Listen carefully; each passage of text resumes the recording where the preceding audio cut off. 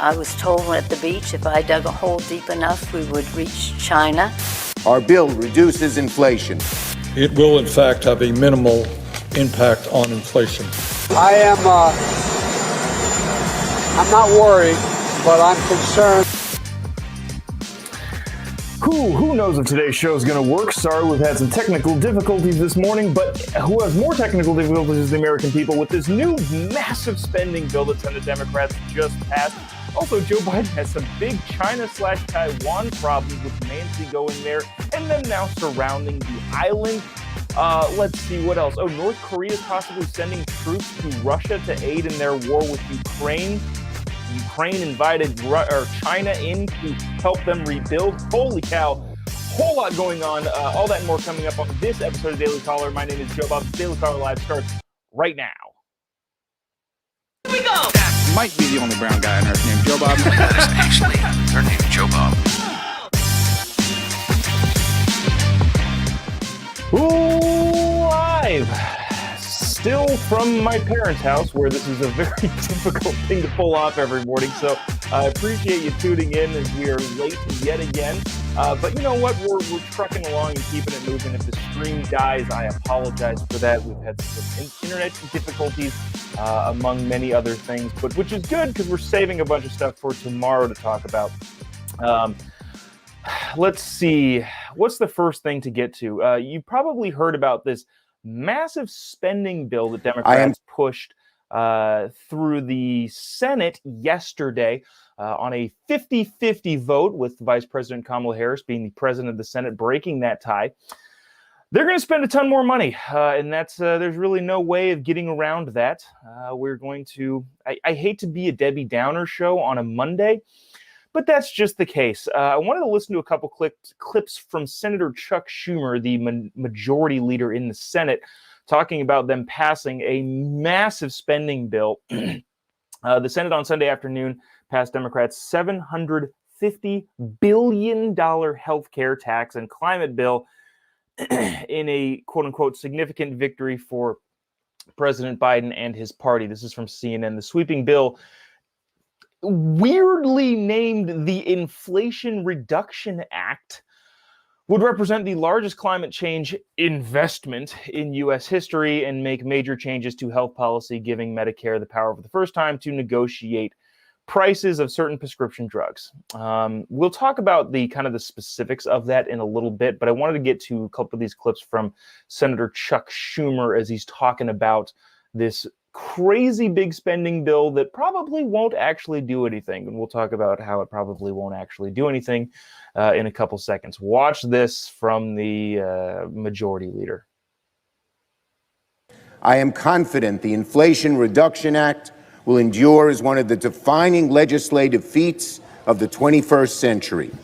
Our bill reduces inflation, lowers costs, creates millions of good-paying jobs, and is the boldest climate package in U.S. history. So that's what my issue with this is, and I feel like a lot of other people's issue with this is. This bill is named the Inflation Reduction Act, and we'll get to how that's not going to help inflation at all, according to the CBO and even a surprise senator who's saying, yeah, this isn't going to help at all. But it gives, so first of all, we're spending a bunch more money. And we're raising taxes in order to do that. Over the next 10 years, it would spend $430 billion to reduce carbon emissions and extend subsidies for health insurance under the Affordable Care Act. Basically, this is another one of those big omnibus crazy bills that has a bunch of stuff in it. They call it one thing that everybody wants. Oh, yeah, I'm all about inflation reduction.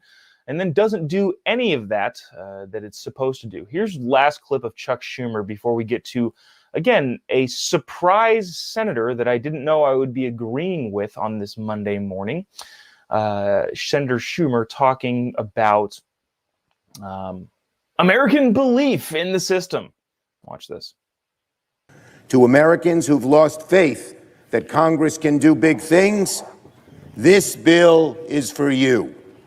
To seniors who face the indignity of rationing medications or skipping them altogether.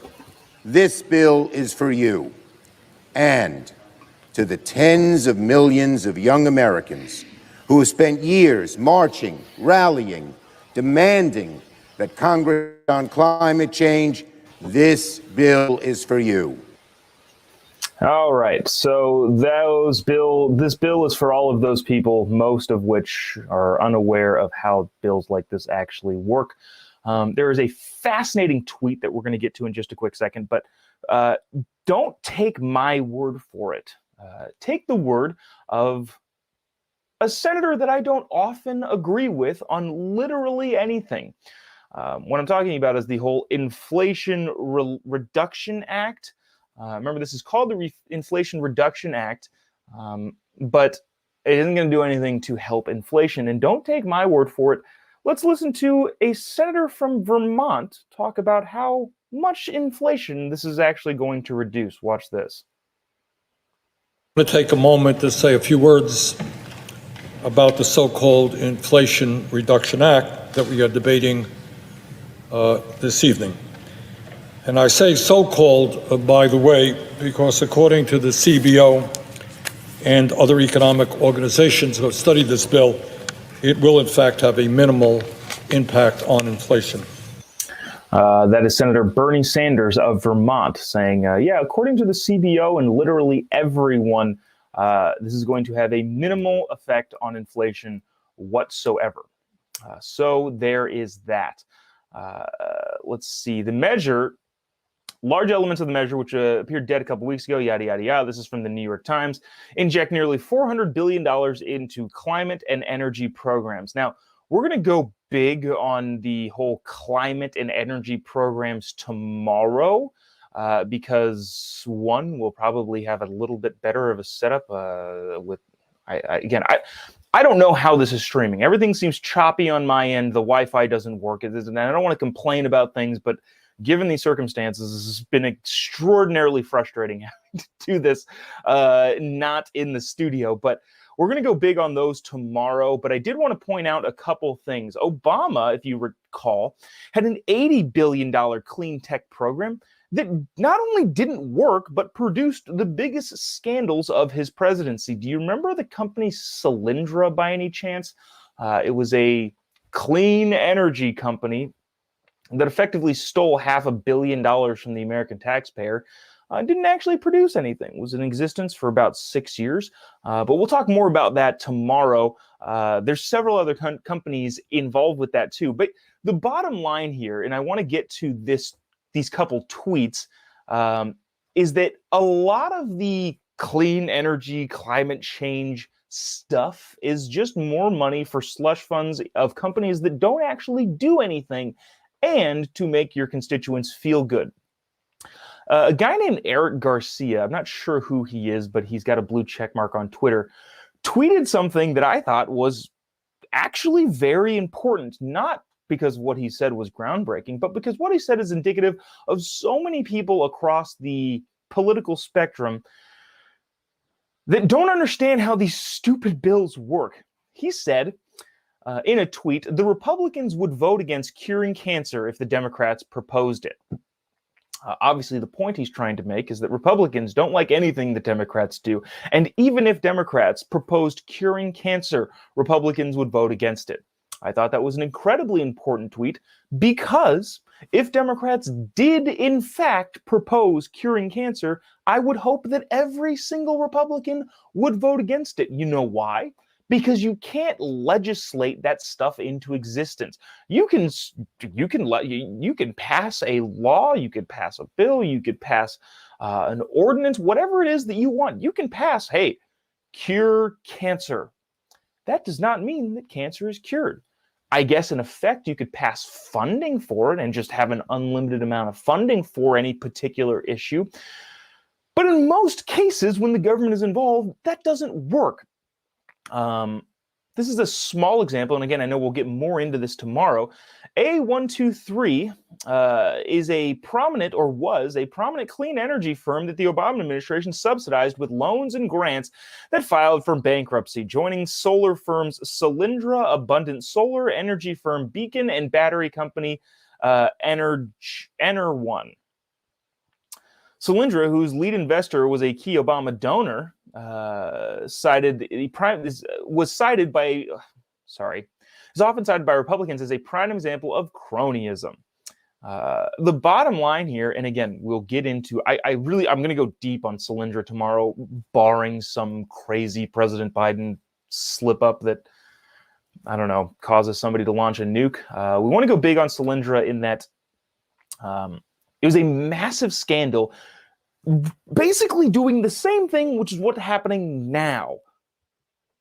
Bottom line is, Congress and the president and the federal government passed this big old money hunk thing that didn't work, and the companies ended up stealing all of the money, and the taxpayers were on the hook for it. It's like $80 billion of stuff that did nothing. So when they talk about the biggest climate change package in the history of the United States government, essentially what that means is, hey, we're just going to throw money at people who tend to vote for us and then spend their political capital on re-electing us.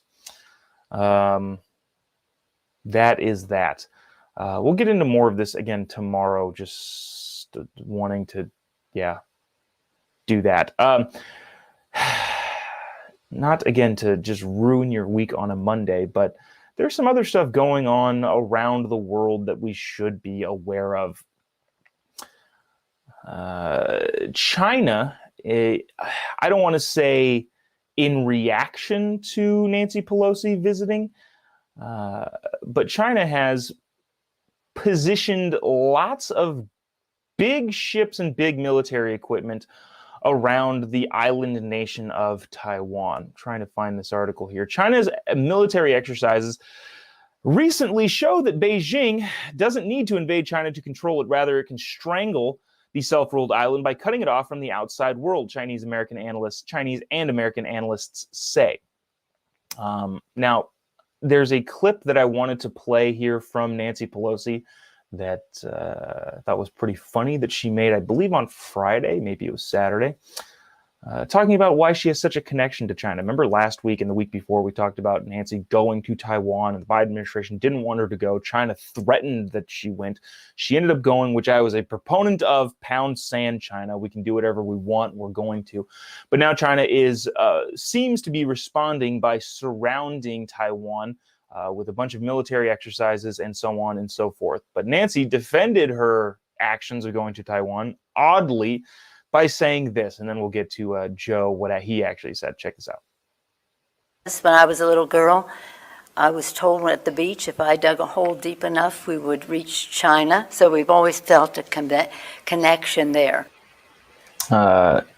Nancy Pelosi saying that when she was a little girl, the reason she has such a connection to China is that when she was a little girl, she was told at the beach, if she dug a hole deep enough, she would reach China. Cool. Sick platform to spout your foreign policy on, or to state your foreign policy on. But check this out. This is Joe Biden. He was asked when getting off Marine One the other day about, hey, are you worried about China? Here's what he said, kind of nonsensical, doesn't really make sense. I wanted to couple this back with another clip of him a couple of years ago, but lo and behold, technical difficulties as we again are out of the studio and have been for a while. So I didn't get that on here, but check this out. This is Joe Biden being asked, hey, are you concerned about the impending war between two very important countries in Southeast Asia? Check this out. Mr. President, how worried are you about the situation in Taiwan? Because China is kind of keeping a bit of a grip around the whole island now. I'm not worried, but I'm concerned that they're moving as much as they are. But I don't think they're going to do anything more. Did you get with a live move of the speaker to go to Taiwan? That was her decision. Thank you. Are you still going to do student loans this month?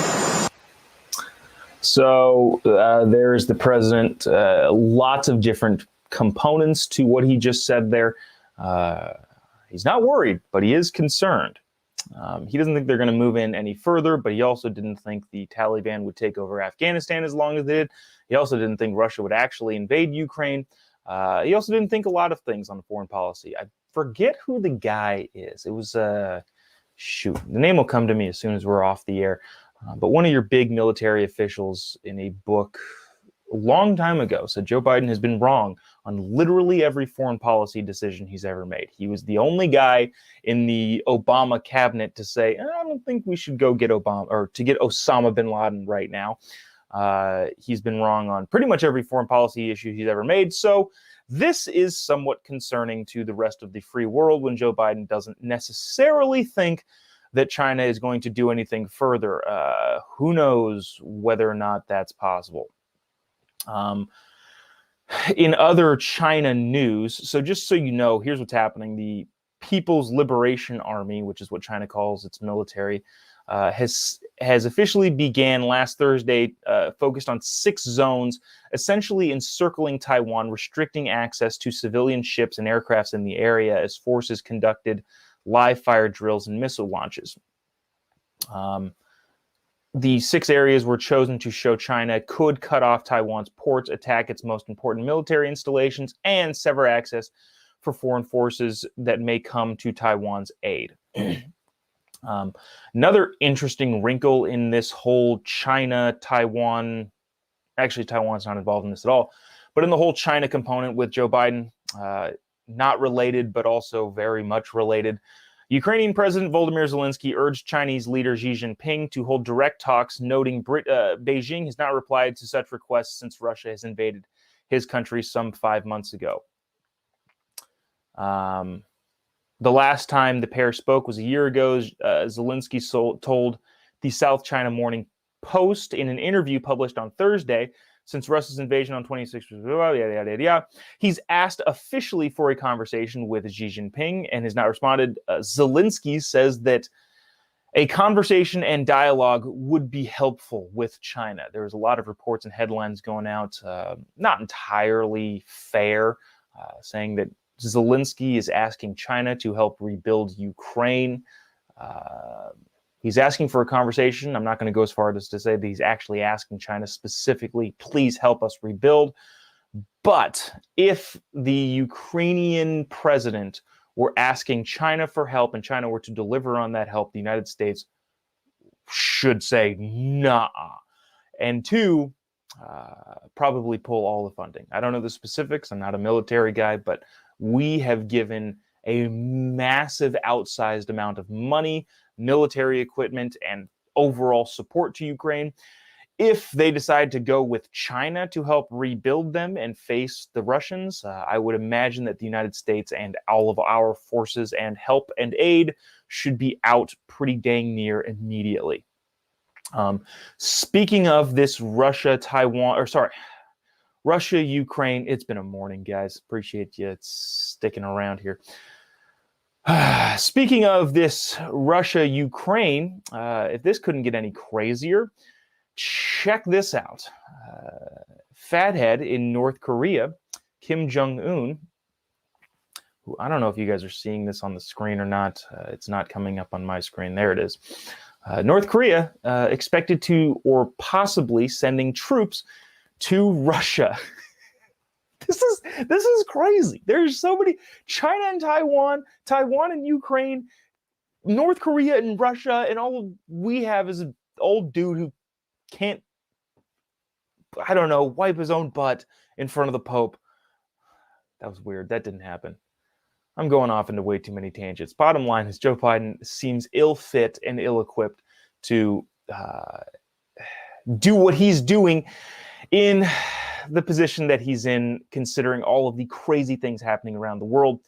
Russia's Vladimir Putin could accept 100,000 North Korean troops to augment fighting forces in Ukraine. Russian state TV reported to the New York Post. Prominent Russian defense expert and Russian state TV host, something Igor, some long Russian name, told viewers that North Korea offered volunteers to come to take part in the conflict, according to the New York Post. If North Korea expresses a desire to meet its international duty to fight against Ukrainian fascism, we should let them, says Russian state TV. North Korea's alleged offer follows recent reports that heavy Russian losses in the war of Ukraine, yada, yada, yada. Basically, Russia's getting their butts handed to them in several places. And by that, I mean proportionate to what was expected. Russia was expected to roll through the entire country. That is not what's happened. They appear to have a terrible strategy when it comes to things. They don't have the forces. They don't have the will to do what it is that they're doing. And so North Korea is saying, hey, we'll send you some troops in exchange for North Korean troops. Russia has offered grain and energy, the Daily Mail reported. Additional forces would likely be deployed in the separatist eastern republics of Ukraine to bolster Russian forces in the region. Bottom line here is North Korea possibly could be sending 100,000 troops to aid Russia in Ukraine in exchange for grain, because North Koreans don't have anything to eat, and energy, because they need energy. So there's that. There's a little bit more to that story, but that's not, I don't know. That is what it is. I wanted to get to this wrapping up here in this tumultuous Monday. This is the CDC guidelines.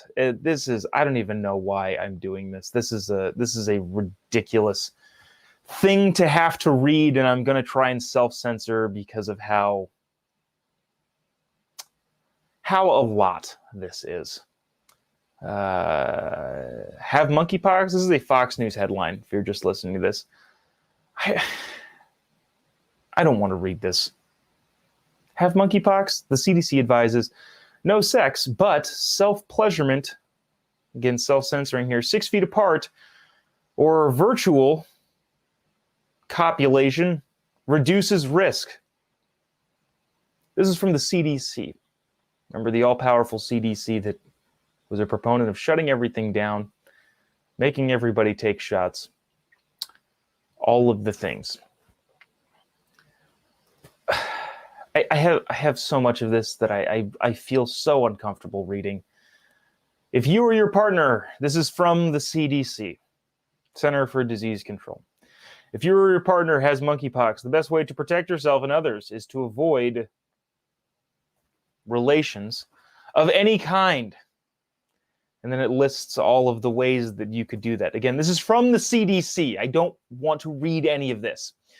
And do not kiss or touch each other's bodies while you are sick, especially any rash, says the CDC. Do not share things like towels, fetish gear, intimate toys, and toothbrushes.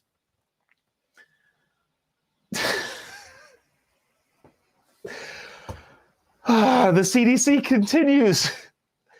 Self-pleasurement together at a distance of at least 6 feet without touching each other and without touching any rash, the CDC recommends. Remember to wash your hands, your fetish gear, your intimate toys, and any fabrics, bedding, towels, clothings after doing the act.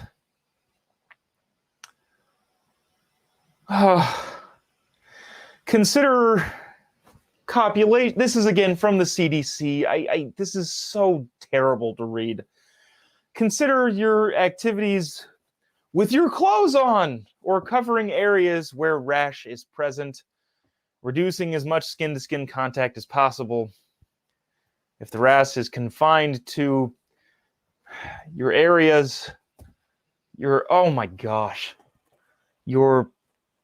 back areas, condoms may help. However, condoms alone are not likely to prevent monkeypox. I hope this is finished. Let me scroll down. All right, that's it. That's all we're going to do. I'm going to post this link on Twitter, but you can read it for yourself. The CDC has lost its mind. Also, if you have to say this sort of stuff, how effective is your other marketing ploys? Hey, don't do the dirty with strangers, and you'll probably be okay from the monkeypox virus. You don't have to give all of the explicit detail Centers for Disease Control. This has not been the best show, and I apologize for it, but hopefully there was some information. Tomorrow, again, we're going to go big on the Solyndra scandal. If you don't remember the Solyndra scandal from the Obama administration, stick with us tomorrow. We're going to go deep on that. Basically, all of these clean energy bills and all this billions of dollars that we've been spending ain't going to do nothing. So it repeats itself. Time and time again, the government spends money and doesn't do anything. So we're going to go big on that tomorrow, as well as dig into a little bit more of this bill from the Senate that is expected to pass the House this week and go headed to Joe Biden's desk, in which we will spend $750 billion to do effectively nothing. So there's that. That'll do it for us today. If you haven't already, give me a follow on any of your social media accounts. Just type in Jobob pretty much anywhere. You'll be able to find me. We will see you tomorrow. Hopefully, a little bit more put together. This has been a rough week. Last week here with the Daily Caller. We'll be back into the studio eventually, but appreciate you sticking around and tuning in. We'll see you tomorrow, same time, different place. See you then. God bless America.